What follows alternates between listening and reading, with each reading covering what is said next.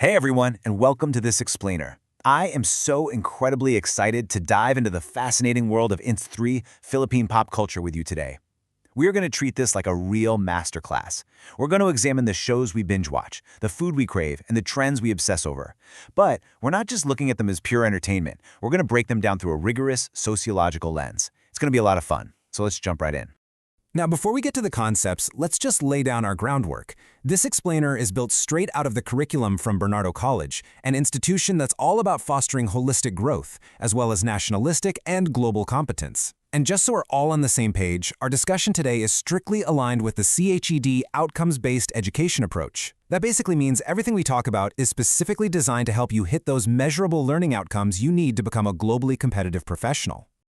Okay, here is a quick look at our agenda. We'll be covering the evolution of trends, the sociological view of culture, material versus non-material culture, defining popular culture, popular versus high culture, and finally, media, identity, and society. Let's kick things off with Section 1, the evolution of trends. Seriously, I want you to think back for a second to the late 2000s in the Philippines.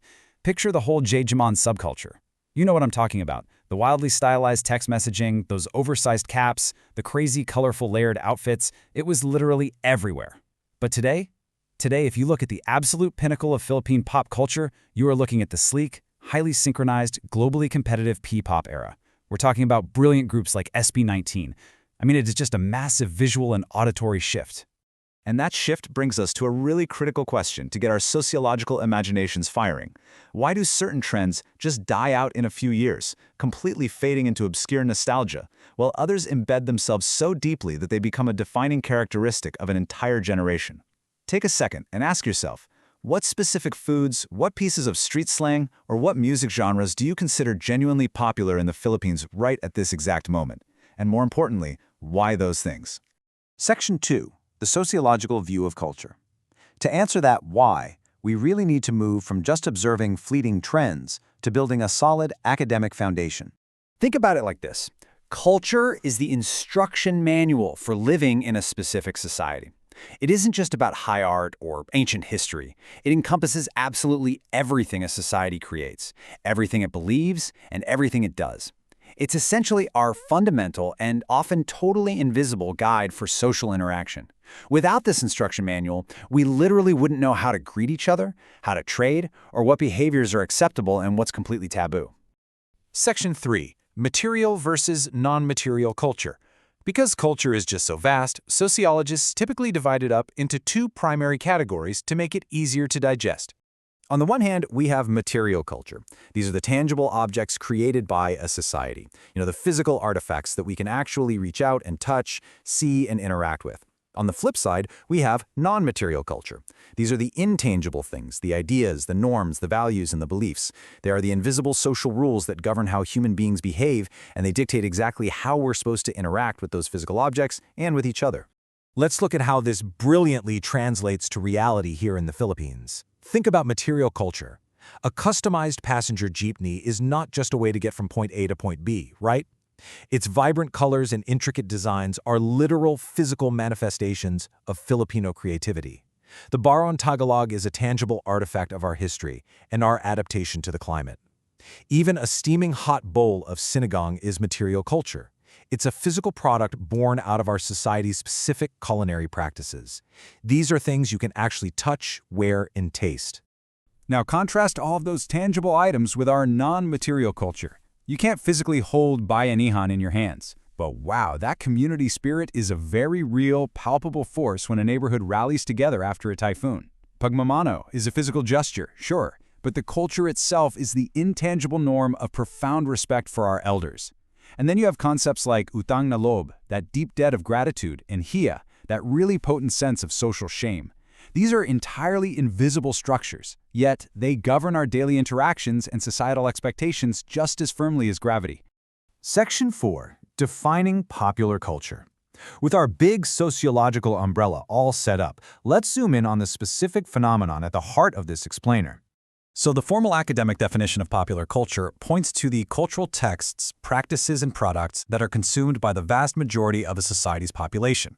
But here's the thing, it's not just a simple numbers game. In academia, pop culture is seen as this highly complex negotiation between mass consumerism, basically what massive corporations want to sell us, and authentic folk origins, what actually resonates with the everyday lived experiences of the people. Put simply, it is culture that has been packaged up for the masses. And we see this massive negotiation play out so vividly in contemporary Philippine pop culture. Take teleseries, for example. They are absolutely mass-produced by giant TV networks, but they rely heavily on deeply rooted Filipino family values to hook the audience. Or think about a viral TikTok dance craze that takes a traditional Filipino folk song and remixes it with modern electronic beats. Even street food, like Proven or Isaw, perfectly captures this dynamic. It's incredibly accessible, widely consumed by the everyday majority, and it is undeniably a staple of our shared cultural practice. Section 5. Popular versus high culture. To truly wrap our heads around what pop culture is, we kind of have to understand what it isn't. So the really crucial distinction here boils down to audience and accessibility. High culture is typically associated with elite or, supposedly refined tastes. Think of a classical symphony, an exclusive art gallery opening, or reading a really dense piece of classic literature.